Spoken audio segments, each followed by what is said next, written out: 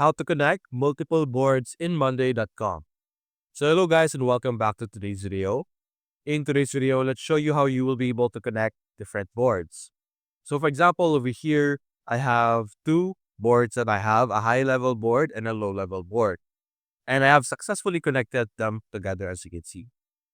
So to be able to do this, simply select the boards that you want to connect to or make them to connect. So for example, let's create a new board over here. So let's say test board, create one. And we're going to connect this test board to one of our boards over here. You can connect multiple boards together.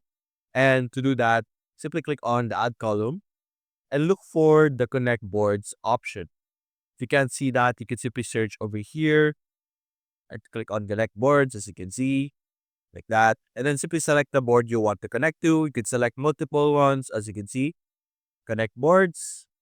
And just like that, you will be able to connect them and then simply assign the specific items that you want to assign to.